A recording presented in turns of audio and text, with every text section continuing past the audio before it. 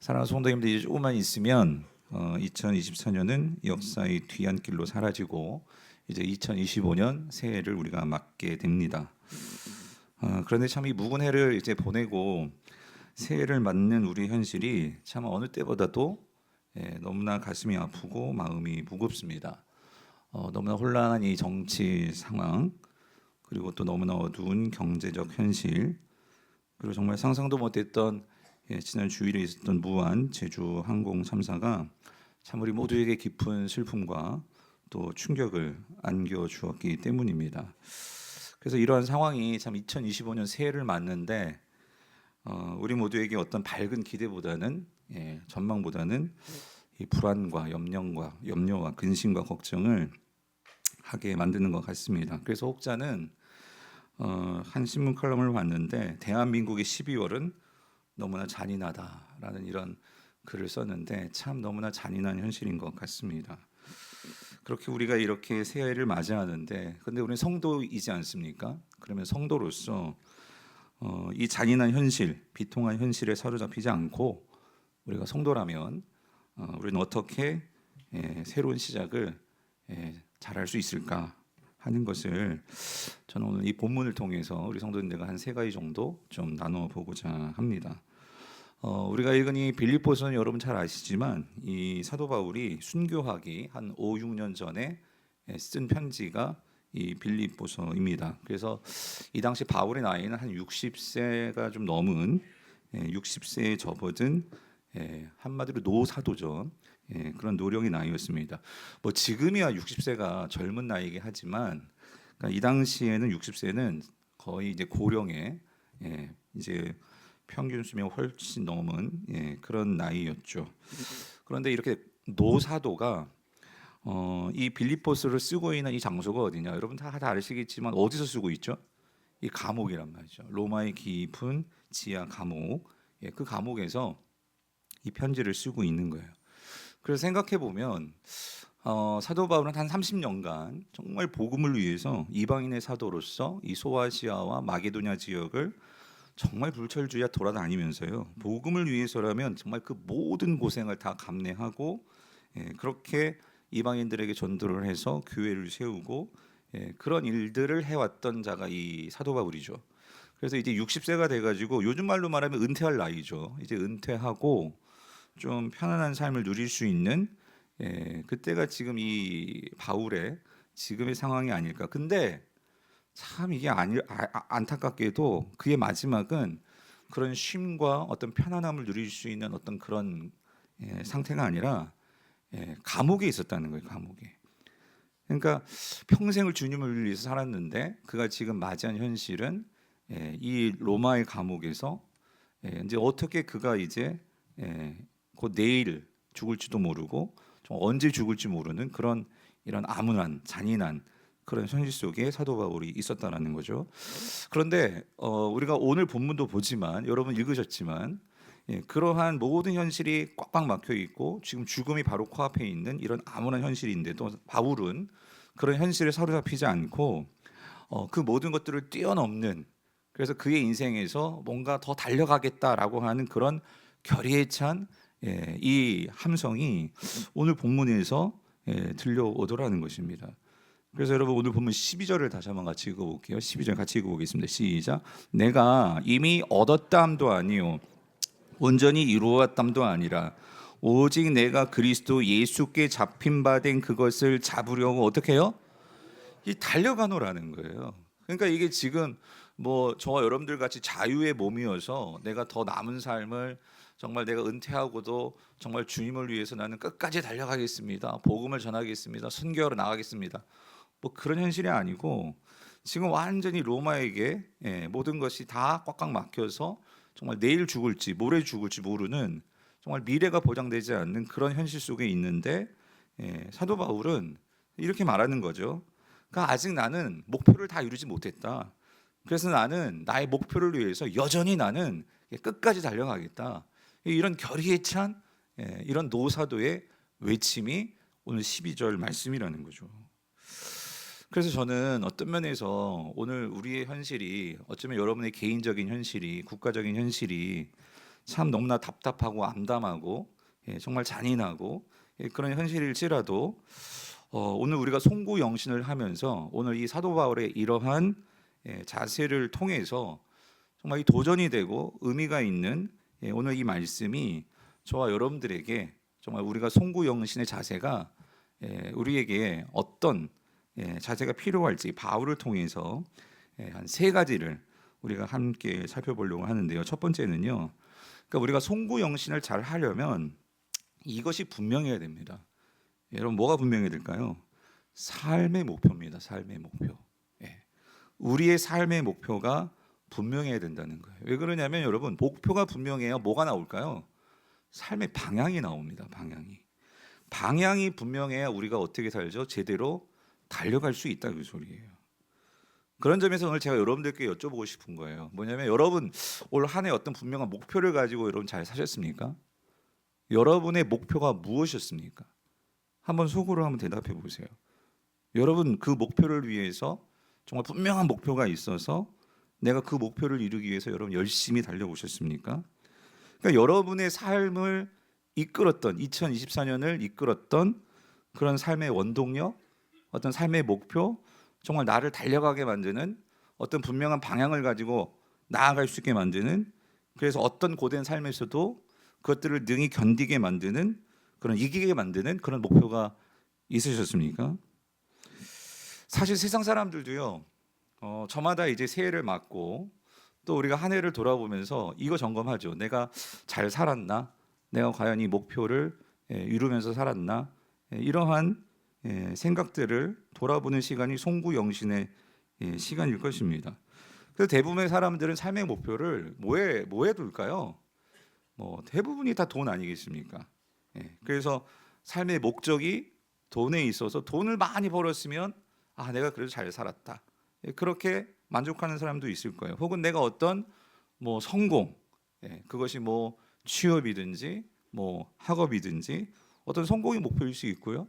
아니면 가족의 어떤 행복, 또 건강, 아니면 쾌락, 어떤 인기, 명예, 아니면 어떤 사회적인 어떤 정의, 실현 이런 것들이 우리의 삶의 목적이 될 수 있겠죠. 자, 그런데 여러분, 우리가 하나님의 백성으로서, 하나님의 성도로서 우리가 가져야 될 삶의 목표는 무엇일까요?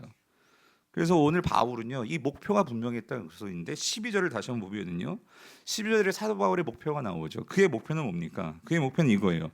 오직 내가 그리스도 예수께 어떻게 된 거요? 잡힌 바 된 그것. 그게 목표였어요. 그래서 그거를 위해서 잡으려고 나는 어떻게 한대요? 달려간다는 거죠. 그래서 여러분 여기서 이 사도 바울이 말하는 사도 바울의 목표, 내가 그리스도께 잡힌 바 된 그것, 이게 사도 바울의 목표인데 여러분 예수께 잡힌 바 된 그것이 뭘까요? 그래서 여러분들이 이미 우리가 리딩 지저스를 통해서 사도행전도 여러분 읽으셨죠? 사도 바울이요 사실 원래 예수 그리스도, 그러니까 주님을 핍박하던 자, 교회를 핍박하던 자가 사도 바울이었잖아요. 그래서 예수 믿는 사람들을 그토록 미워했던 자가 사도 바울이었습니다. 그래가지고 그는요 예수 믿는 사람들을 가만 놔두지 않죠. 어떻게든지 잡아가지고 그 예수 믿는 것을 완전히 못 믿게 하기 위해서 죽이기까지 하는 그런 일에 앞장섰던 자가 이 사도 바울이잖아요. 그런데 사도 바울에게 어떤 일이 벌어졌어요? 그 다메섹 도상을 가다가 갑자기 그 예수, 부활하신 예수 그리스도가 나타나서 그 예수님이 바울을 어떻게 하죠? 사로잡아 버리셨죠. 그를 사로잡고 그래서 내가 너를 쓰겠다. 너를 이방인을 위한 사도로 만들겠다 해서 그 이후로 완전히 사도 바울을 사로잡자 바울의 주인이 누가 되셨어요? 바울 자신이었어요? 예수님이죠. 예수님이 그의 인생을 사로잡는 순간 바울은 완전히 그의 삶을 주님께 내어놓고 예수의 종이 되었죠. 그래서 처음에는 그것이 잘 이해가 되지 않고 얼떨떨하고, 그래서 우리가 갈라디아서를 보면 사도 바울이 3년 동안 그가 지금까지 살아왔던 삶을 혼돈 속에서 내가 예수님께 사로잡혔는데 이게 도대체 무슨 의미이냐, 그래서 자신의 지난 삶을 돌아보면서 예수님께 사로잡힘이 무엇인지를 생각할 때 그는 내가 정말 그 예수를 핍박했는데 그런데 그 주님이 나를 무조건적으로 용서해 주셔서 그 영광스러운 하나님 나라 복음을 전할 수 있는 일에 나를 사도로 불러주셨다. 이게 그에게는 너무나 큰 감격이었던 거죠. 그러니까 평생 갚아도 갚을 수 없는, 왜냐하면 자기가 깨달은 거죠. 내가 잘못된 방향으로 가고 있었거든요.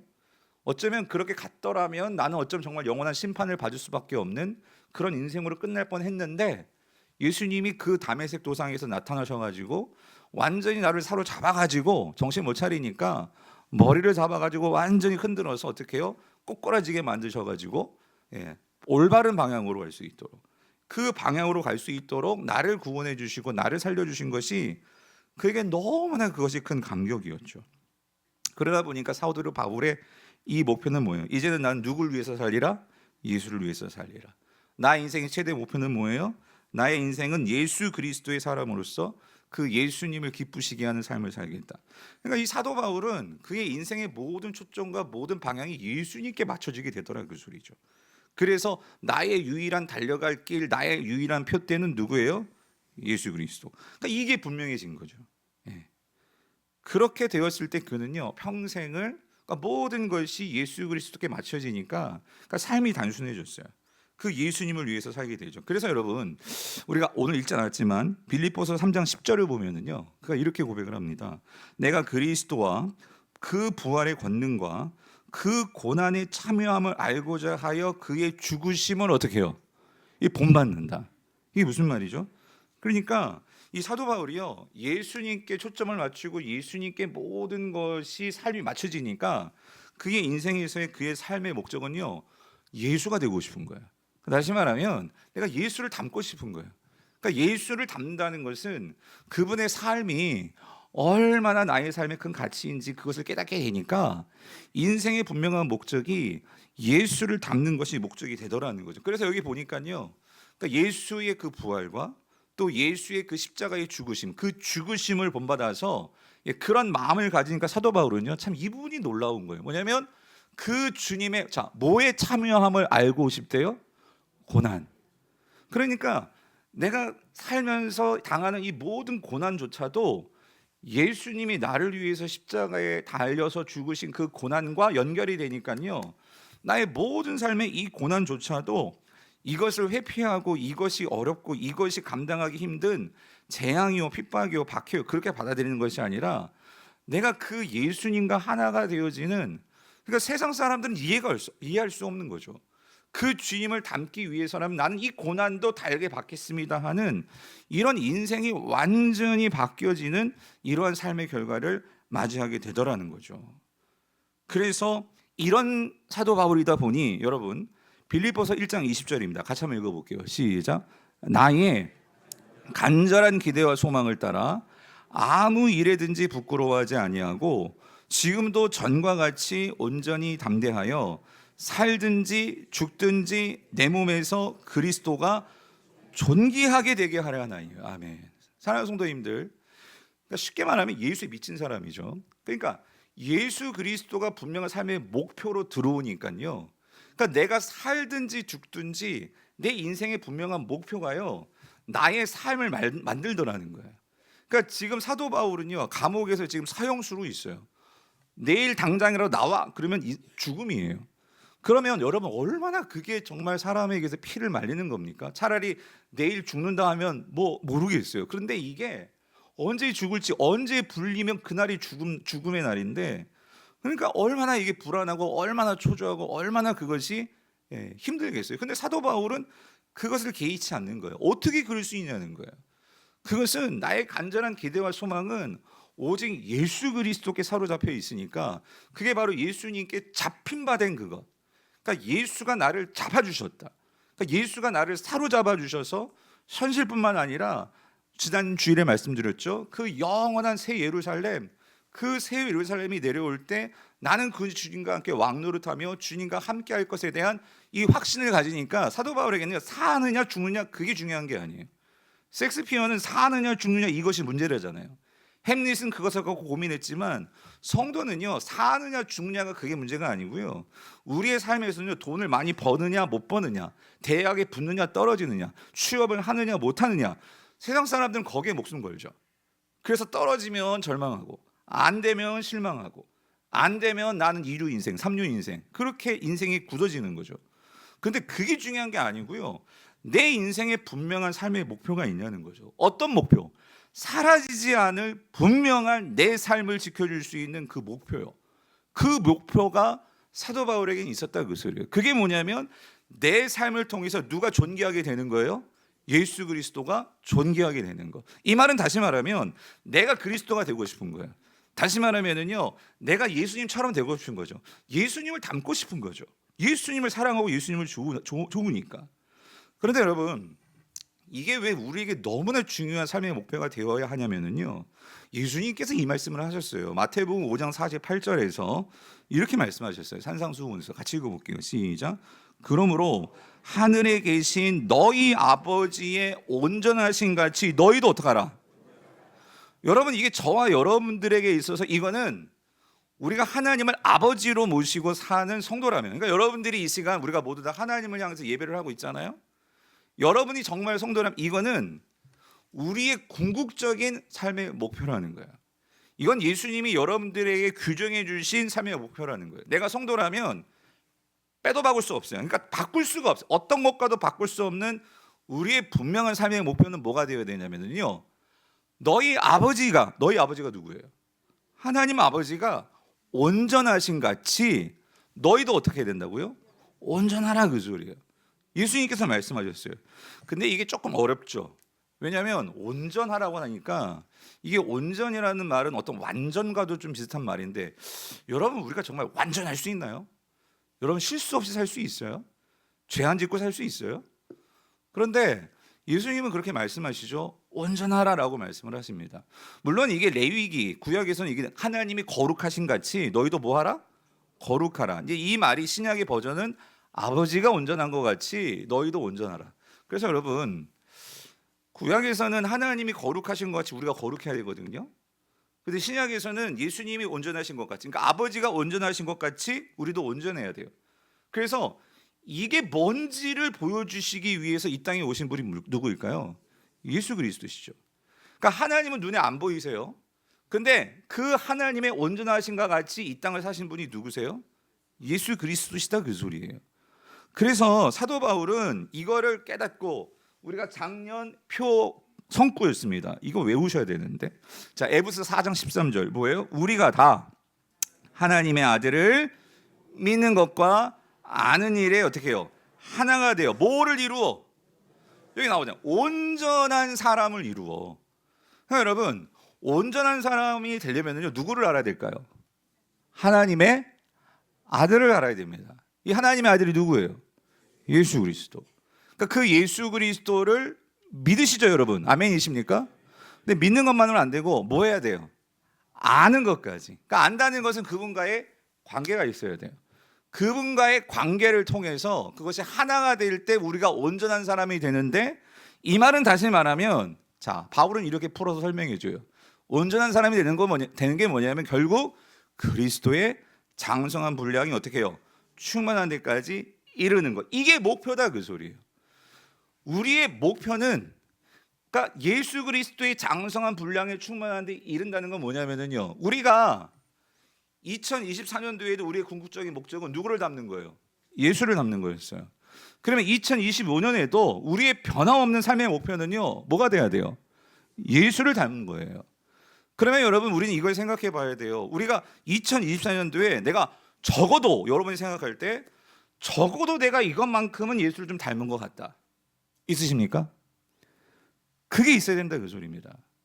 내가 적어도 다른 건 몰라도 하나님께서 우리에게 이제 새날을 주시고 새해를 주십니다. 그럼 또 우리가 한 해를 살 거예요. 그러면 한 해를 살아가면서 오늘 우리에게 있어서 우리가 이 한 해도 정말 주 예수 그리스도를 닮는 것이 우리의 삶의 목표였고, 내년에도 우리가 어떤 면에서 내가 주 예수 그리스도를 닮아갈까? 여러분, 그것을 생각하면서 여러분 다음 주에 각 가정의 기도 제목들을 한번 써오세요. 목표가 분명해야 되는데 우리가 목표가 분명하지 않으니까 그냥 살아요. 우리가 분명한 목표를 가져야 되는데, 사도 바울은 그 분명한 목표가 있었기에 이 할아버지가요, 그 감옥에서도 가만히 있지를 못하는 거예요. 그 차디찬 로마 감옥 바닥에서도요, 웬만한 목표가 없으면은요, 뭐 하다가 끝났으면 원망하다 끝났을 것 같아요. 내가 정말 주를 위해서 이렇게 정말 생고생을 했는데 내 마지막이 이거란 말이야 하면서 마음의 원망과 불평과, 그러면은요, 그 원망과 불평이 결국 그 삶을 그냥 갉아먹는 거예요. 그런데 그 감옥 속에서도 예수 그리스도에 대한 분명한 목표가 있으니까 이 할아버지가요, 가만히 있지를 못하고 뭘 쓰는 거예요? 필립보서를 쓰는 거예요. 내가 받았던 예수 그리스도의 은혜를 생각하면서 그 기쁨에 충만해가지고, 와, 이 기쁨을 너희도 좀 알았으면 좋겠어. 너희들도 이 기쁨으로 충만했으면 좋겠어. 내가 감옥에 있어도 내가 정말로 나를 가두지 못하는 이 기쁨이 너에게 충만했으면 좋겠어. 이게 빌립보서잖아요, 여러분. 예, 그걸 쓰고 있더라는 거죠. 그래서 여러분, 오늘 우리가 점검해야 될 것은요, 정말 내가 얼마나 예수를 닮았나, 올 한 해 동안. 여러분, 그거를 정말 점검해 보셔야 돼요. 여러분, 라틴어예요. 이 목표라고 하는 말이요, 이 finis입니다. finis, F-I-N-I-S, finis. 이게 라틴어로 목표라는 이러한 단어인데요. 그래서 영어에는 finish가 있죠. 예, 끝나다. 이게 무슨 말이냐면, 이 finis, 목표라는 라틴어는요, 종말이라는 뜻도 있거든요. 그래서 이제 finish 하면 영어에서는 이게 종말, 끝, 이런 뜻이 있잖아요. 마치다. 그래서 이게 참 의미가 있는 게요, 목표라는 것은요, 어떤 면에서 이 종말이라는, 라틴어는 그게 똑같은 의미다, 그 소리예요. 그러니까 여러분, 이게 라틴어적인 입장에서, 이 단어적인 입장에서 보면은요, 그러니까 우리의 진짜 인생의 목표는요, 그게 정말 우리의 끝인 거죠. 예, 우리의 끝이라는 거예요. 그래서 여러분, 예수님이 십자가에서 우리를 위해서 모든 그 하나님께서 맡기신 사역을 다 이루셨을 때, 예수님은 그 십자가에서 뭐라고 한마디 하시고 돌아가셨죠? 다 이루었다. 다 이루었다. 이 말은 뭐냐면요, 그러니까 예수님은요, 분명한 인생의 목표를 위해서 달려왔고, 그 마지막이 그걸 어떻게 한 거예요? 이루었다, 그 소리예요. 그죠? 그러니까 목표가 분명하니까 그 마지막의 삶에서 다 이루었다라는 이 외침이, 어떤 면에서는 십자가는 가장 고통스러운 순간이었지만 그 예수님의 다 이루었다는 안도와 환호와 정말 그 감격의 그 외침이 다 이루었다, 다 이루었다라는 거죠. 그런 면에서 여러분, 중요한 건 이거예요. 우리가 목표를 정하는데 정말 우리의 목표가 그 종말, 우리의 마지막에서 후회하지 않을 수 있는 그 목표가 뭐냐는 거예요. 저와 여러분의 삶에서 목표를 정하는데 우리의 목표가 마지막에 그것이 만약에 이게 아니었는데 라고 한다면 그것이 얼마나 우리에게 안타깝겠냐, 그 소리죠. 그래서 여러분, 많은 사람들이 우리가 그 종말, 다시 말하면 우리의 장례식을 한번 생각해 보세요. 여러분, 장례식에서 여러분, 정말 여러분의 인생에서 많은 사람들은 이걸 생각하겠죠. 뭐 정치가나 세상에서 뭐 잘 나간다는 사람들은 과연 역사가 나를 어떻게 평가할까? 우리는 뭐 그 정도는 아니라도 참 사람들이 나를 어떻게 평가할까? 뭐 우리가 그거 참 관심 있지 않겠습니까? 물론 그것도 중요하죠. 사람들이 어떻게 평가하는지, 역사가 어떻게 평가하는지. 근데 여러분, 따지고 보면은요, 사실 여러분, 사람이라는 게 몇 세대가 나를 기억하겠습니까? 여러분, 생각해 보세요. 몇 세대까지가 나를 기억하겠냐고요. 예. 이 세상에 내가 어떤 업적을 세운다 하더라도요, 과연 그것이 영원하게 남겠냐, 그 소리입니다. 과연 우리의 목표가, 정말 영원히 기억될 수 있는 그런 우리의 삶의 목표가, 과연 이 땅에서 우리가 뭐 돈 많이 벌고 좋은 업적 세우고, 뭐 여러분, 그게 과연 영원한 목표가 될 수 있을까? 그래서 여러분, 예수님은요, 영원을 사셨던 분이세요. 그리고 우리 인생에서요, 뭐가 정말 영원하고 가치 있는 것을 가르쳐 주신 분은 예수님이시죠. 그래서 그 분이 우리에게 말씀해 주신 삶의 목표는요, 아버지가 온전하신 것 같이 너희도 뭐라고요? 온전하라, 그 소리예요. 다시 말하면 여러분, 이겁니다. 우리가 정말로 영원하게, 내가 정말로 영원하게 하나님 앞에서 평가받을 수 있고 영원히 내가 가지고 갈 수 있는 것은요, 여러분, 이 땅에서 하나밖에 없어요. 뭘까요? 내가 예수를 닮은 거예요. 내가 얼마나 예수를 닮는 삶을 살았느냐가 결국 그 아버지 앞에서, 예수님 앞에서 우리가 인정받고 주님이 정말로 기뻐하시는 것이, 오늘 저와 여러분들이 이 땅에서 여러분이 정말 신앙생활을 하면서 내가 얼마나 그 예수님을 닮고자 살았느냐, 그것이 결국 우리가 남는 목표고, 그것이 주님이 우리에게 칭찬해 주시는 마지막 결말이라는 거죠. 그러면서 여러분, 새해 이 목표 다시 한번 꼭 세우시기를 바라요. 내가 정말 예수를 어떻게 닮아가야 될까? 무엇을 닮아가야 될까? 어떤 점을 닮아가야 될까? 여러분 주님을 닮아가는 것이 저와 여러분의 목표가 될 수 있기를 축원합니다. 두 번째는요, 우리가 송구영신을 잘하려면 첫 번째는 목표를 잘 정해야 되는 거고, 두 번째는요, 이전 것을 잘 잊어버려야 돼요. 잊어버려야 됩니다. 그래서 여러분 13절을 보면은요, 이렇게 얘기를 하죠. 형제들아, 나는 아직 내가 잡은 줄로 여기지 아니하고 오직 한 일, 즉 뭘 잊어버려요? 뒤에 있는 것은 뭐예요? 잊어버리래요. 뒤에 있는 것은 잊어버리고. 그러니까 여러분, 사도 바울은요, 그러니까 뒤에 있는 것, 지나간 것, 과거 돌아보지 않겠다 그 소리예요. 이게 무슨 말이냐면, 여러분 잘 아시죠? 제가 지난번에 한번 얘기했지만 바울은요, 사실 과거를 이렇게 들추면은요, 사도로서 감추고 싶은 과거가 참 많은 사람이에요. 그러니까 누가 보라도 이 전과가 있잖아요, 전과. 교회를 핍박했고 스데반을 죽은데 앞장섰고, 그렇죠? 그리고 사도가 되고 나서도요, 참 실수가 많았어요. 이 바울은요, 정말 주도적인 사람이고 열정적인 사람이다 보니까 여러분 그런 거 있죠. 내 막 일을 열심히 하고 막 하다 보면 사람들에게 상처를 줄 때가 많아요. 근데 바울이 그랬잖아요. 여러분 잘 아시지만 바울을 이끌어줬던 정말 너무나 고마운 사람이 누구예요? 바나바잖아요. 근데 그 바나바하고 대판 싸워가지고 그냥 얼굴 안 본다고 그냥 선교하다가 헤어지고 네가 길 가 했던 게 누구예요? 바울이잖아요, 바울. 그래가지고 바울은요, 그게 정말 평생의 어떤 마음에 좀 이렇게 찔림이었던 것 같아요. 왜냐하면 이 마가 때문에. 그래서 나중에 우리가 이제 봤지만 그 마가에게 나중에 화해를 하죠. 마가를 데리고 와라. 우리가 그런 말씀 디모데 전서후서 보면 나오잖아요. 그러니까 바울은요, 어떤 면에서는 그가 주의 사역을 감당하면서 그런 과거를 생각하면 자꾸 그러니까 앞으로 나가야 되는데 그걸 생각하면 어때요? 그게 나에게 어떤 열등감이 될 수 있고 또 그게 어떤 나에게 짐이 될 수 있고, 그런 과거가 나의 발목을 잡을 수 있는 일이 될 수 있는데 사도 바울은 뭐래요? 그거 잊고 그거 잊어버리고 나는 달려가겠다는 거죠. 그런데 우리가 반대로 또 이렇게 생각할 수 있는 것 같아요. 사도 바울은요, 그의 30년의 사역을 놓고 보면은요, 진짜 자랑할 게 많은 사람이죠. 그러니까 바울은요, 여러분이 가지고 있는 이 신약 성경에요, 반을 누가 썼어요? 사도 바울이 썼어요. 사도 바울이 그가 정말 다른 베드로나 이러한 사도들과 또 교제하면서, 그리고 부활하신 예수 그리스도를 다메섹에서 만나서 그것들을 그가 기록해 주지 않았다면 우리가 로마서 같은 복음의 핵심들을 우리가 어떻게 알 수 있겠어요? 그런데 이런 빌립보서를 그 감옥에서도 그 정말 열심을 다해 써줬으니까 우리가 오늘 이 말씀을 읽고 있죠. 그러니까 바울은요, 그렇게 생각하면 대단한 선교 업적과 대단한 과거에 정말 자랑할 것이 많은 사람들이에요. 근데 여러분 여기서요, 어떤 의미에서는 자기의 어떤 감추고 싶은 상처, 아픔 이것도 잊어버리는 것이지만 그것만이 아니고요, 바울은요, 나의 자랑거리도 뭐 하겠다는 거예요? 잊어버린다 그 소리. 잊어버린다.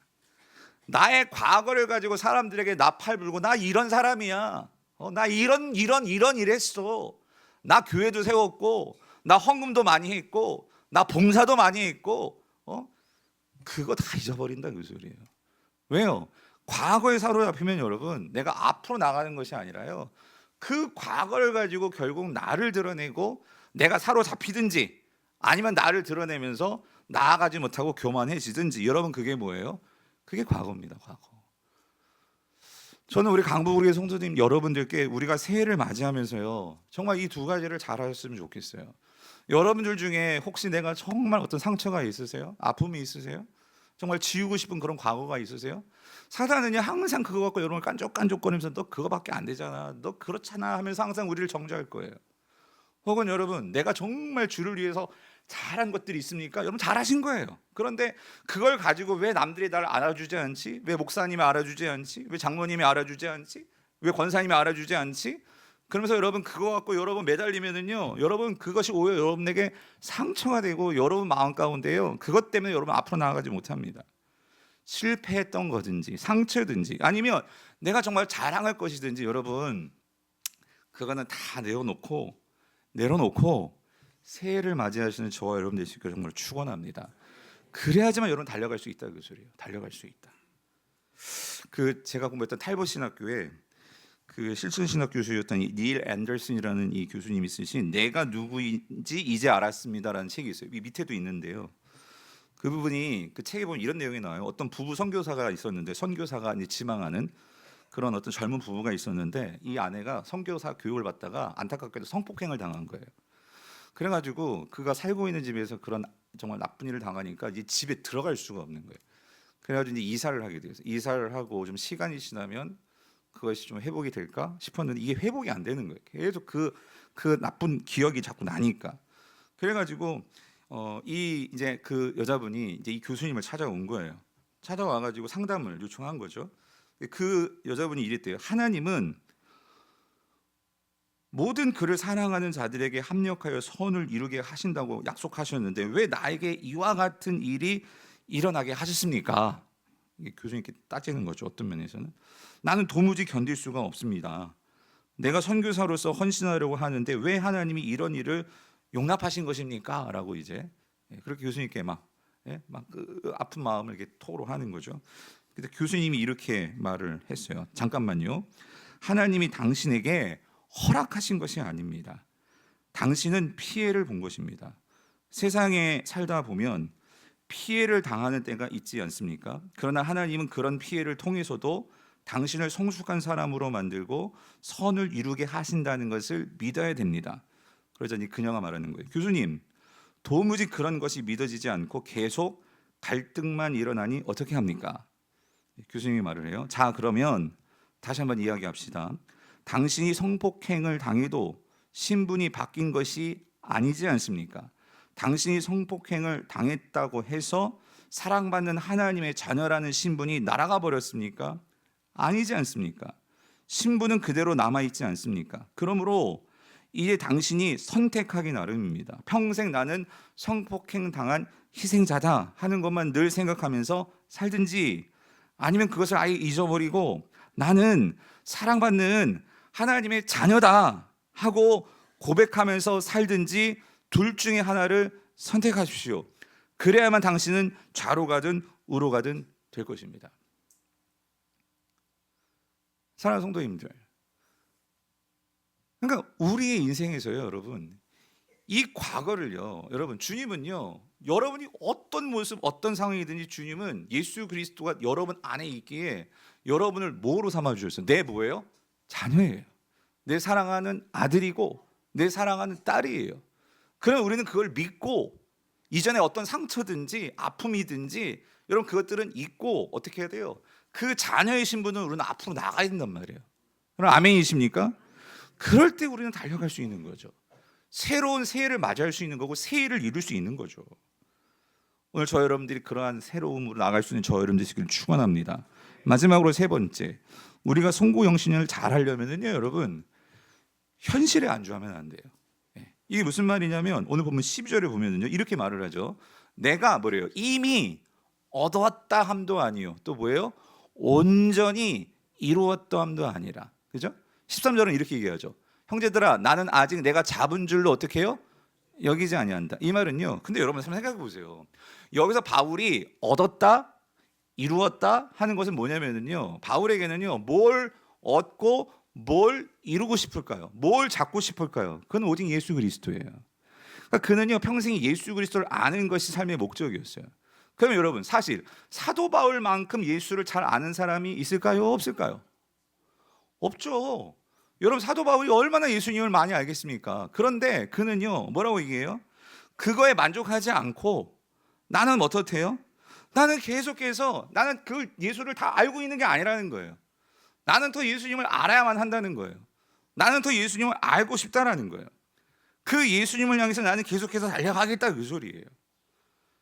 왜냐하면 그분은요 풍성하신 그 하나님의 아들이시고 그분은요 내가 다 담을 수 없는 분이심을 이 사도 바울은 그거를 확신하고 있거든요. 그러면 사랑하는 성도님들 중요한 거 이거예요. 오늘 저와 여러분들이 올 한 해 여러분 예수님을 얼마나 아셨습니까? 여러분이 리딩 지저스를 했어요. 아 올해 내가 성경 1독했다. 여러분 그걸로 우리가 만족하고 끝낼 거예요? 아니잖아요. 우리가 더 풍성한 그 예수 그리스도를 알기 위해서 우리가 어떻게 해요? 매일매일 삶 속에서 내가 더 예수 그리스도를 알기 위해서 여러분들이 정말로 묵상하고 그 예수님을 알기 위해서 정말로 그 예수님을 아는 사람들과 함께 교제하고 그리고 거기서만 끝나요? 우리 내년의 표가 뭐예요? 복음을 어떻게 해요? 이제 전해야죠. 내가 정말로 누군가에게 정말로 복음을 전하는 경험을 해보아야죠. 여러분 정말로 내가 알고 있는 복음을 누군가에게 전해서 그들이 살아나는 걸 경험해 보셨습니까? 우리가 그거를 경험해 봐야 된다 그 소리죠. 그럴 때 우리의 삶 속에서 복음이 살아서 역사하고 그 역사를 통하여서 우리가 정말 이 복음이 살아있구나, 능력이 있구나, 하나님의 힘이구나 하는 것들을 우리의 삶으로 우리가 경험할 수 있고 체험할 수 있다 그 소리죠. 그래서 오늘 12절 13절의 뒷부분에서 반복해서 나오는 게 뭐냐면요, 뭐래요? 그래서 내가 그것을 잡으려고 뭐 한대요? 달려간다. 14절도 보세요. 14절. 그 다음 거 보여주세요. 14절에서도 뭐라고 나와요? 14절에 보니까 여러분 그 다음 거 넘겨주세요. 없어요? 14절 같이 읽어볼게요. 시작. 표대를 향하여 그리스도 예수 안에서 하나님의 부르신 부름의 상을 위하여 또 어떻게 한대요? 이 달려간다는 거거든요.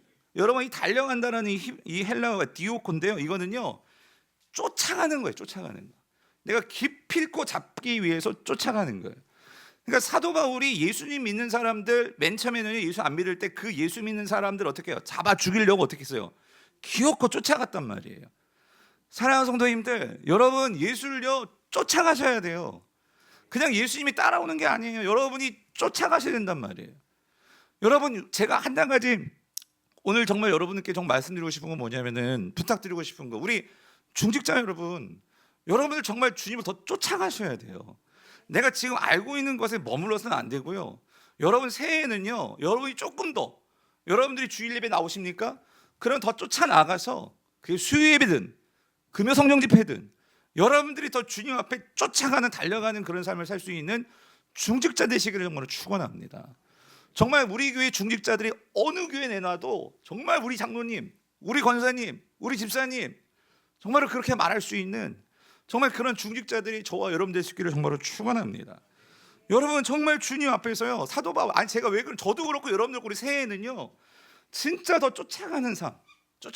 이게 달려가노라가 그냥 달려간다, 조깅한다 그런 의미가 아니고요. 죽기 살기로 쫓아간다 의미예요. 이게 달려가노라, 쫓아가노라. 그러니까 이 할아버지가, 저는 이 빌립보서를 읽을 때마다 그래서 우리 성도님들과 함께 진짜 그 로마 감옥을 한번 보고 오고 싶은 거예요. 예. 그 감옥에서 정말 여러분 지금은 이렇게 펜이라도 있고 하죠. 정말 그 차디찬 감옥에서 이게 글을 쓴다는 게, 야 이게 얼마나 쉬운 일일까? 근데 그것을 할 수 있는 이 열정이 있다는 거, 여러분 놀랍지 않습니까? 오늘 저와 여러분 삶에 이런 열정이 있는 삶이 살기를 원하는데요. 그래서 여러분 빌립보서 4장 9절에서 이렇게 얘기를 합니다. 같이 읽어볼게요. 시작. 너희는 내게 뭐예요? 배우고 받고 듣고 본 바를 어떻게 해요? 행하라요. 행하라. 그러니까 배우고 받고 듣고 보고 끝나면 안 돼요. 그걸 어떻게 해야 돼요? 행하라요. 행하라. 행해야지 뭐 한대요? 평강의 하나님이 너희와 어떻게 한다고요? 함께 계신다. 함께 계신다.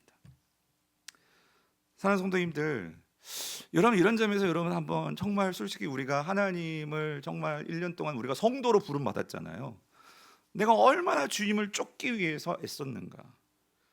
한번 1년을 돌아보면서요, 내가 적어도 중직자요, 내가 직분자요, 내가 정말 거룩한 성도요, 정말 이 땅에 하나님의 구원받은 자들로서 내가 정말로 이전보다, 그래서 여러분 새해에는요 여러분들이 봉사나 헌금 생활이나 정말 이 그리스도의 몸된 교회를 위해서 희생하고 섬기고, 그래서 이 교회를 통해서 성도들이 정말 예수 그리스도의 사랑을 나를 통해서 정말 느끼게 되고 배우게 되고, 교사라면 우리 자녀들이, 자녀 세대들이 여러분들의 그런 헌신을 통해서 우리 선생님을 통해 그런 사랑을 배우게 되고, 여러분이 순장이라면 순원들이 우리 순장님들의 그런 모습들을 통해서 예수님의 사랑을 알게 되고, 권사님이라면 우리 집사님들이 정말로 그게 뭐 장례식장이든 아니면 주방이든 어디든 그런 섬김을 통해서 성도들이 권사님을 통해서 예수를 보고 또 보고 따르게 되고, 이런 모습들이 우리 안에 있게 된다면 여러분 우리가 얼마나 그 안에서 정말 그리스도의 풍성함을 함께 누리며 달려가는 신앙의 성장이 있겠습니까? 말씀을 맺겠습니다. 사랑하는 성도님들, 하나의 끝자락에서 정말 저와 여러분들에게 한 가지 정말 우리가 도전하고 싶은 건 뭐냐면요, 여러분의 표대가 뭐냐고요. 표대. 여러분의 삶의 목적이 뭐냐고요. 다른 건 몰라도 우리가 성도라면 내년은 조금만 더, 한 가지라도 더 우리가 그리스도를 기쁘시게 하는 삶을 사는 저와 여러분 될 수 있기를 간절히 축원합니다. 그 일을 위해서 다름질을 멈추지 않을 때 주님은 반드시 그 부르심의 부름에 상을 주신다고 말씀하십니다. 그렇게 달려가는 여러분들이 그냥 놔두시지 않는다 그 소리예요. 반드시 상을 주시고 은혜를 부어주신다 그 소리입니다. 바라기는 2025년 새해를 맞이하면서 오늘 여러분의 인생의 표대가 예수님을 닮아가는 삶이 되시기를 바라고, 그럴 때 나의 모든 연약함과 나에게 힘 주시고 은혜 주시고 그 하나님이 함께 하심을 경험하게 하시게 되는 저 여러분 될 수 있기를 주님의 이름으로 축원합니다.